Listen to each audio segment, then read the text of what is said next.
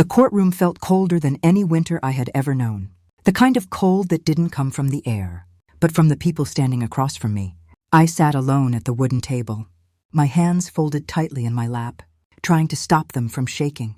Across the room stood my son, my own son. Darius didn't even look like the boy I had raised. His expression was hard, distant, as if I were nothing more than a stranger standing in his way. Beside him stood his wife, Chloe, with her arms crossed and that small, quiet smile that always made my stomach twist with unease. And behind them were the 3 lawyers, 3 men in dark suits, flipping through their papers with the calm confidence of people who already knew the ending of the story. They had already won. I could feel it. The judge cleared his throat and began reading the final decision. His voice sounded distant to me, like it was coming from the end of a long tunnel. Words about legal authority, property rights, financial guardianship floated through the room. But the only thing I truly understood was this. Everything I had worked for during 30 years of my life was being taken away from me. My house, my savings, my bank account, every single thing. The judge finished speaking and signed the papers without even looking at me. His pen moved quickly across the page, the sound of it scratching the paper echoing loudly in the silent courtroom. That single signature erased my life. For a moment, no one moved. Then the lawyers calmly gathered their files and slipped them into their briefcases. Chloe leaned slightly toward Darius and whispered something in his ear that made him smirk. And then he looked at me. For a moment, I searched his face for something. Anything. A sign of doubt. A hint of regret. But there was nothing. Only coldness. He stepped forward slightly and spoke in a low voice that only I could hear. "You deserve nothing, you selfish old woman." The words hit harder than any slap. I stared at him, unable to believe what I had just heard. This was the boy I had carried in my arms when he had a fever. The boy whose scraped knees I had cleaned when he fell from his bicycle. The boy I had raised alone after his father died. And now he looked at me as if I were the enemy. Chloe's small smile widened just a little. The lawyers closed their folders. The case was over. My life was over. I don't remember leaving the courthouse. I only remember walking. My feet carried me down the steps, onto the street, and into the noise of the city. Cars rushed past. People hurried along the sidewalks, talking, laughing, living their normal lives. No one noticed the 62-year-old woman who had just lost everything. I walked for hours. I didn't know where I was going. The sun slowly began to set, painting the sky orange and pink. The evening air grew colder, but I barely felt it. My mind kept repeating the same question over and over. How did it come to this? How did the child I raised turn into the man who destroyed me? By the time darkness covered the city, my legs were trembling with exhaustion. I found myself in a park downtown, the same park where I used to bring Darius when he was little. Back then, he used to run across the grass laughing while I sat on a bench watching him, with pride. Now I was the one sitting on that bench, but this time I had nowhere else to go. That night I slept there, not because I wanted to, but because I had no other choice. The wood of the bench was hard and cold against my back. The sounds of the city faded slowly as the night grew deeper. Every now and then someone passed by, glancing at me quickly before looking away. To them I was just another homeless woman, invisible. The next morning the sun woke me before I was ready. My neck ached. My clothes felt stiff and damp from the cold night air. I sat up slowly, trying to gather my thoughts. What was I supposed to do now? The answer came quickly. Survive. That was all that mattered now.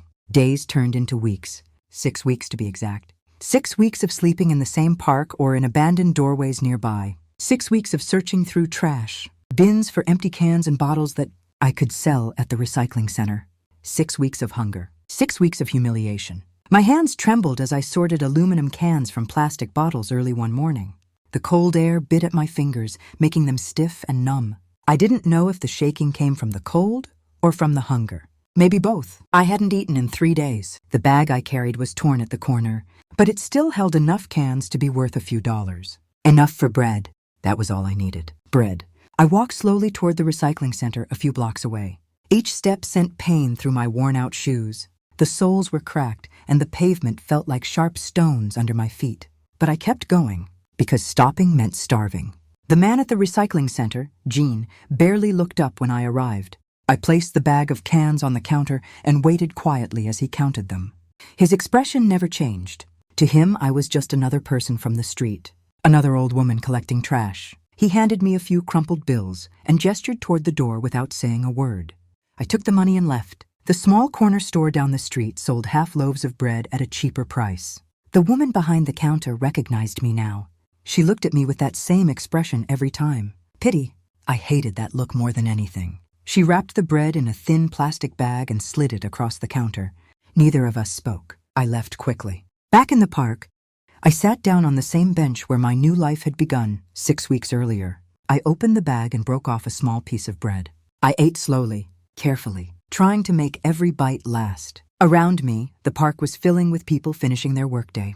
Families, couples, children running across the grass. Everyone had somewhere to go. Everyone except me. I closed my eyes and took a deep breath of the cool evening air. For a moment, I tried to remember what my life had been like before all of this. Waking up in my own bed, making coffee in my kitchen, sitting in my living room watching television. But the memories hurt too much, because they didn't belong to me anymore. Darius had taken all of that. He slept in my bed now. He drank coffee in my kitchen. He lived the life I had spent decades building. And I sat on a park bench eating half a loaf of bread. I opened my eyes when I heard footsteps approaching. A man in a dark suit was walking toward me. He looked completely out of place in this park. His clothes were perfectly pressed, his shoes polished, and he carried a folder under one arm. He stopped directly in front of me. For a moment, he simply looked at me, not with pity, not with disgust, but with something else, something like recognition. "Excuse me," he said politely. "Are you Sterling?" My heart skipped a beat. No one had called me by my name in weeks. People on the street called me nothing at all, or sometimes just hey. But this man knew my name. I stared at him, unsure what to say. Slowly I nodded. Yes. He let out a quiet breath, almost as if he had been searching for me for a long time. "Mrs. Sterling, my name is Julian Hayes. I'm an attorney." He opened the folder in his hand and pulled out a sealed white envelope. "I've been looking for you for 3 weeks." 3 weeks? My mind struggled to understand what he was saying. Why would a lawyer be looking for someone like me? Then he said the words that made the world stop spinning. "Your brother passed away 2 months ago." I felt my chest tighten. My brother? Malik? The brother I hadn't spoken to in 15 years? Julian continued speaking. "He left you something. An estate worth $3 million and an inheritance of $20 million. For a moment, I couldn't breathe. 20 million. The number sounded unreal, like something from a dream. But Julian's voice turned serious. "However, there is one condition you must meet before you can receive the inheritance." I stared at him, my heart pounding in my chest. "What condition?" He looked directly into my eyes. "A condition that will change everything." And in that moment, sitting on a park bench with crumbs of bread in my lap and a bag of empty cans at my feet, I felt something awaken inside me, something I thought had died 6 weeks ago. Hope. The black car moved smoothly through the city streets while I sat silently in the back seat, staring out the window. Everything felt unreal, as if I had stepped into someone else's life. Just an hour earlier, I had been sitting on a park bench eating half a loaf of bread, wondering how I would survive the night. Now I was inside a luxury car, on my way to an estate worth millions. My hands rested on the old torn bag of cans that I refused to leave behind. Julian Hayes had suggested several times that I could throw it away, but I couldn't. That bag reminded me of what my life had become. It reminded me of the nights in the cold, the hunger, the humiliation. I wasn't ready to forget that yet. The city lights passed by outside the window like blurred streaks of gold and white. For several minutes, neither of us spoke. Finally, Julian broke the silence. "Mrs. Sterling," he said gently, "I know this is a lot to process." I gave a small nod, but didn't look away from the window. "My brother," I said quietly. "Malik, he really left all of that to me?" "Yes," Julian replied. "Everything." I swallowed slowly. The name Malik stirred memories I had buried for years. 15 years ago, we had been inseparable. After our father died, I had practically raised him. I was only 16, but I cooked for him, helped him with homework, protected him from the world as if I were his mother. But Malik had always been different. Ambitious, restless, the kind of person who refused to accept a simple life. When he turned 18, he left home with nothing but a suitcase and a stubborn dream to become rich. At first, he called often, telling me about his struggles, his small jobs, his plans. Then came the argument, a stupid, painful argument that grew into silence. Years passed. Neither of us called the other again. And now he was gone. Gone! Yet somehow he had been watching my life from afar. Watching the betrayal that destroyed me, I felt tears gathering in my eyes again, but I forced them back. "How did he know?" I asked softly. Julian turned slightly in his seat so he could see me. Your brother hired investigators 6 months ago, he explained. When he learned he was sick, he began reviewing the lives of the few people he still cared about. When the investigators reported what your son was planning, Malik became furious. A strange mixture of emotions twisted inside me. Grief, shock, gratitude, but also shame. My own brother had been protecting me while my own son had been destroying me. The car left the crowded city streets and entered a quieter area filled with tall trees and large properties hidden behind gates. Julian spoke again. The estate were going to belong to your brother for the last 8 years. He used it mainly as a private retreat when he wanted to get away from the city. Is it far? I asked. About 20 minutes from downtown. I nodded slowly and leaned back in the seat. My body felt heavy with exhaustion. 6 weeks of sleeping on benches and cold pavement had drained every bit of strength I had left. Soon the car slowed in front of large iron gates. A security keypad stood beside the entrance. Julian typed a code and the gates slowly opened. The car drove up a long curved driveway surrounded by tall oak trees. Soft lights along the path illuminated a large house at the end. No, not a house, a mansion. It stood 2 stories tall, built with pale stone and wide windows that reflected the moonlight. The front entrance had tall pillars and a massive wooden door. I felt my breath catch in my throat. This is the estate? I whispered. Yes, Julian said calmly. The car stopped in front of the entrance. For a moment I didn't move. I looked down at my hands. My nails were dirty. My clothes were wrinkled and smelled faintly of the street. My shoes were worn and cracked. I didn't belong in a place like this. Julian seemed to read my thoughts. Mrs. Sterling, he said kindly, this house belongs to you now, at least for the next 90 days. I slowly stepped out of the car. The night air smelled fresh, filled with the scent of grass and trees. It felt very different from the polluted air of the city, streets where I had been living. Julian opened the front door and motioned for me to enter. The moment I stepped inside, I froze. The entrance hall was enormous. A crystal chandelier hung from the ceiling, casting warm golden light across polished marble floors. A wide staircase curved gracefully toward the 2nd floor. I had never seen anything like it in my life. This way, Julian said.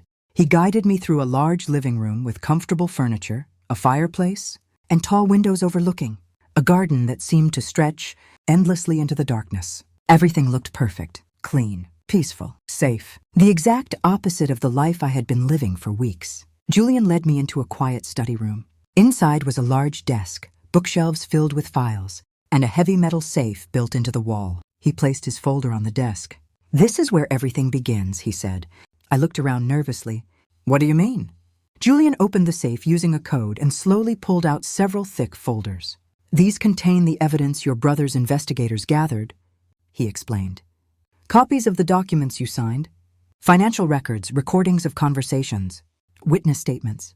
My stomach tightened. All of it proves what your son and his wife did to you.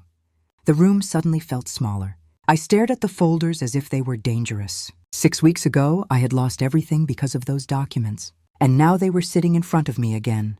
Julian noticed my hesitation. You don't have to open them tonight, he said gently. You've been through enough already. He closed the safe again. For now, you should rest. Tomorrow we'll begin reviewing everything. I nodded weakly. Rest. The word sounded almost foreign. Julian showed me to a bedroom upstairs. It was larger than my entire old apartment would have been. The bed alone looked big enough for 3 people. Soft lamps glowed beside the bed. Clean clothes had been laid out neatly on a chair. I arranged for some essentials to be delivered earlier today, Julian explained. Fresh clothes, toiletries, food in the kitchen. I touched the fabric of the clean shirt slowly, almost afraid it would disappear. When will you return? I asked. I'll visit every few days to assist you with the investigation, he replied. But the estate staff will handle everything you need. He paused at the doorway. And Mrs. Sterling? Yes? You're safe here. For a moment, I didn't know what to say. No one had told me that in a very long time. After he left, the silence of the house surrounded me. It wasn't the lonely silence of the street. It was peaceful, almost comforting. I walked slowly toward the bathroom and turned on the shower. Hot water poured down over my shoulders. For several minutes, I simply stood there, letting the warmth wash away 6 weeks of dirt, exhaustion, and pain. When I finally stepped out, I barely recognized the woman in the mirror. My hair was clean again. My face looked older than I remembered, but the deep gray shadow of street life was slowly fading. I put on the clean clothes and walked back into the bedroom.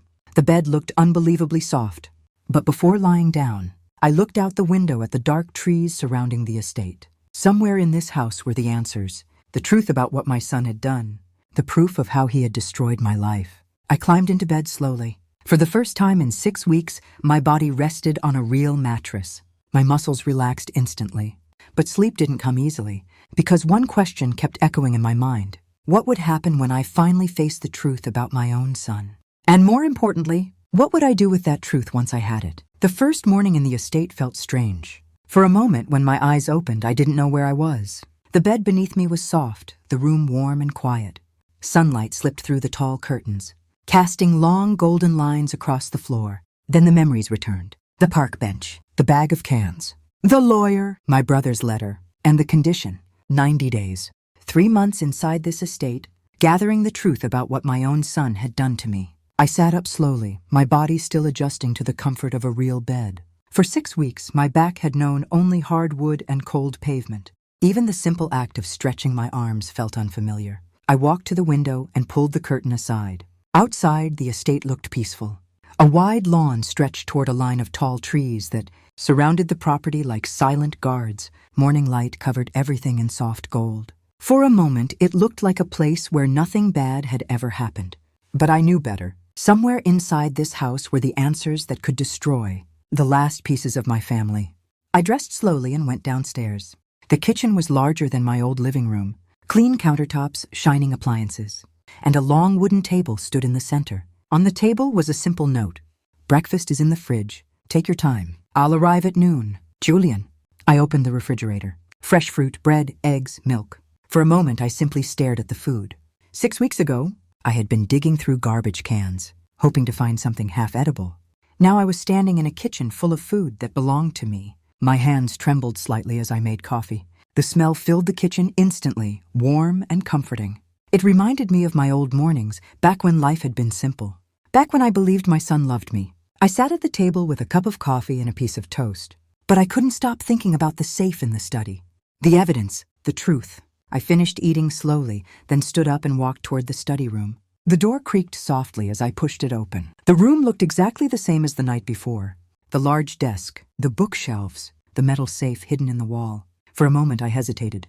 Part of me wanted to walk away, to pretend none of this existed. Because opening that safe meant facing something I had been avoiding for weeks. The truth about my son. But Malik's words echoed in my mind. You were always the strongest one. I walked toward the safe. Julian had left the code written on a small card on the desk. My fingers felt stiff as I entered the numbers. The safe clicked open. Inside were several thick folders, neatly organized. Each one had a label. Legal documents, Financial transfers, recorded conversations, witness statements. The sight of them made my chest tighten. This wasn't just suspicion anymore. This was proof. I slowly pulled out the first folder. Legal documents. My hands trembled as I opened it. Inside were copies of the papers I had signed months ago. The same papers the judge had used to strip me of everything. But this time I read them carefully. Line by line, clause by clause. And slowly something terrible became clear. These weren't simple authorization papers. They were traps. Hidden among complicated legal language were statements claiming I had willingly transferred my property and finances to Darius because I was mentally incapable of managing them. My heart pounded. I had never agreed to that. Never. But my signature was there, my own handwriting. Tears filled my eyes as I turned the pages. Then I saw something else. Several paragraphs had been added only days before the hearing. Clauses that had not been in the original document. My hands froze. They had changed the documents, altered them after I signed. A wave of anger rose inside me. Not just anger, something deeper. Betrayal. I closed the folder slowly and opened the second one. financial transfers, This folder was even thicker.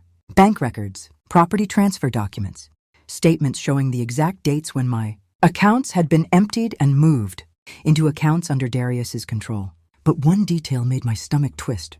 Large amounts of money had been transferred to another name, Chloe. My son hadn't just taken my savings. He had handed them to his wife, as if everything I had worked for meant nothing. I leaned back in the chair, trying to breathe. The room felt heavy. My own child had planned this carefully, step by step, month by month. This wasn't a mistake. It wasn't confusion. It was deliberate. A quiet knock on the door startled me. Julian stepped inside. "I see you've started," he said gently. I nodded without speaking. He walked closer and looked at the open folders on the desk. "I warned you it wouldn't be easy," he said. "They changed the documents," I whispered. "Yes, they knew exactly what they were doing." Julian sighed softly. "The investigators discovered that the lawyers working with your son prepared several versions of the documents. The final version was different from the one you originally signed." My chest tightened. "Is that even legal?" "No," he replied calmly. "It's fraud." The word echoed in my mind. Fraud. A crime. My son had committed a crime against me. I looked at the third folder on the desk. Recorded conversations. My heart began to beat faster. "What's in this one?" I asked. Julian hesitated. These recordings were obtained by the investigators when they monitored several conversations between Darius, Chloe, and their lawyers. My throat felt dry. "Do you want to hear them?" For a moment I didn't answer. Did I really want to hear my son planning my destruction?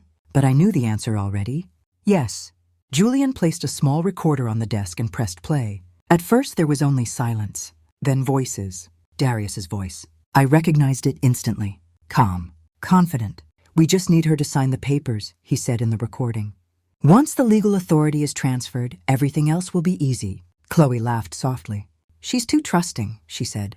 "All you have to do is act concerned. Talk about her age, her health. She'll believe you're trying to help." My hands clenched tightly. Another voice joined them. One of the lawyers. "The key is the mental incompetence clause," the man said. "If we can present her as unable to manage her finances, the judge will approve the guardianship quickly." My heart felt like it was breaking all over again. Darius spoke again. "And once that's done, the house and the accounts automatically transfer to me." Chloe's voice returned. "Then we sell the house and invest the money. It's worth a fortune." Silence filled the room after the recording ended. I couldn't move. I couldn't breathe. Every last piece of doubt disappeared. My son hadn't just betrayed me. He had planned it. Carefully, coldly. Julian turned off the recorder. "I'm sorry you had to hear that," he said quietly. But something inside me had changed. The pain was still there, the grief, the shock. But beneath it, something stronger was growing. A quiet, burning determination. I wiped the tears from my face. "How many more recordings are there?" Julian looked surprised. "Several." "Then we listened to all of them." He studied my expression for a moment. "You're stronger than you think, Mrs. Sterling." I shook my head slowly. "No," I said. "I'm just finally seeing the truth." Outside the study window, the afternoon sun was beginning to fade.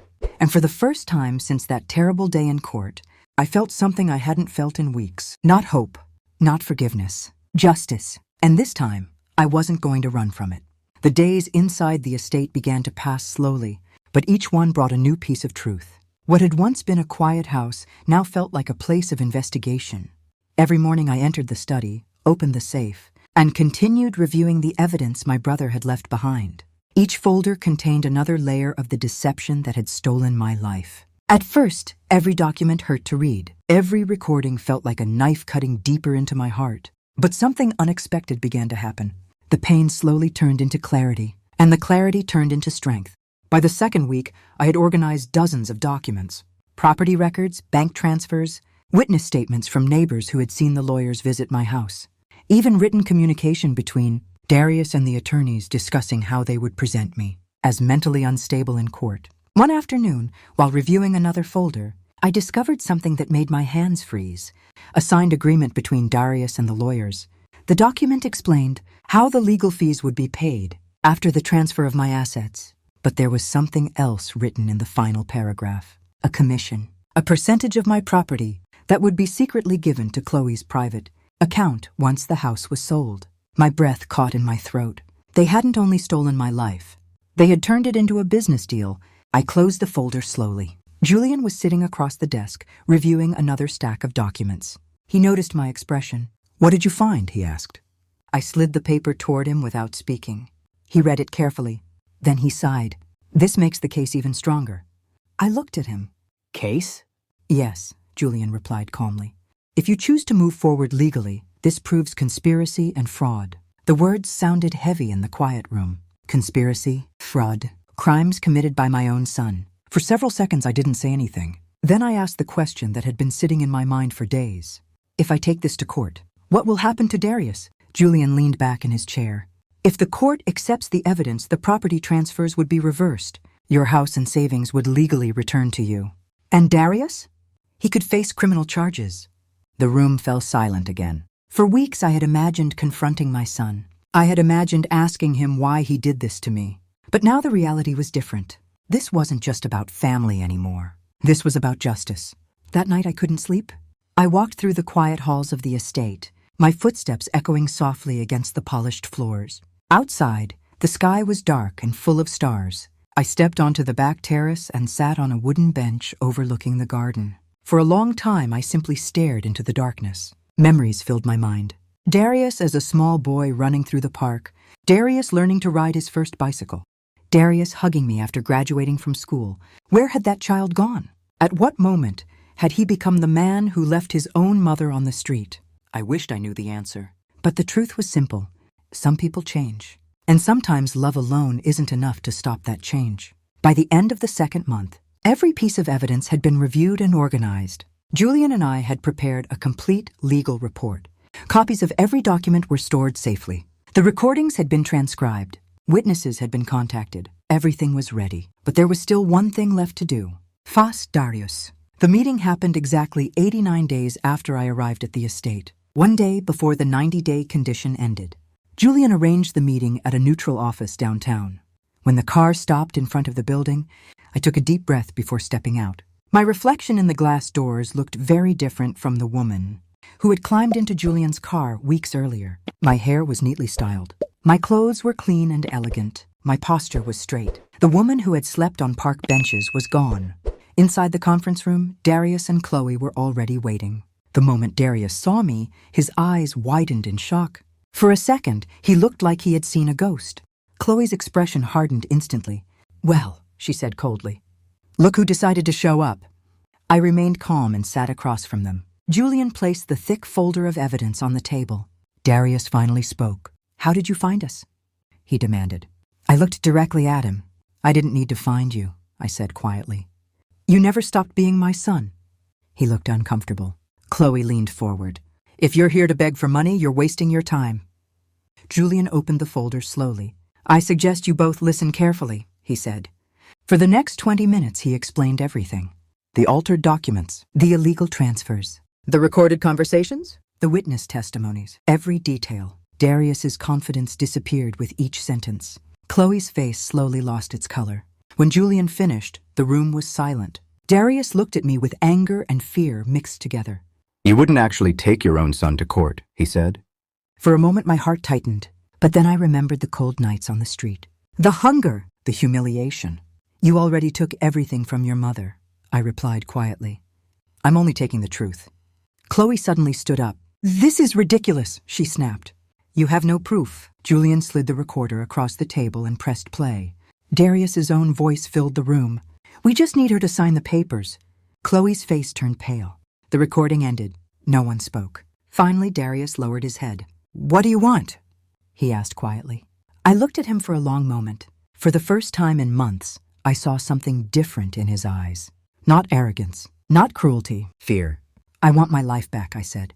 Julian placed a document in front of him. "A legal agreement? If you sign this," Julian explained, "all assets will be returned to Mrs. Sterling immediately. In exchange, she will not pursue criminal charges." Darius stared at the paper. His hand trembled slightly. Chloe whispered angrily in his ear, but he ignored her. After a long moment, he picked up the pen and signed. Just like that. The house, the savings, everything returned to me. When the meeting ended, Darius looked at me one last time. "I never thought you would fight back," he said quietly. I stood up and walked toward the door. Before leaving, I turned and looked at him. "You never thought I could survive without you," I replied. Outside, the afternoon sun shone brightly over the city. For the first time in months, I felt truly free. Not because I had money again. Not because I had a house again. But because I had something much more important. My dignity. And somewhere, I hoped my brother Malik was watching.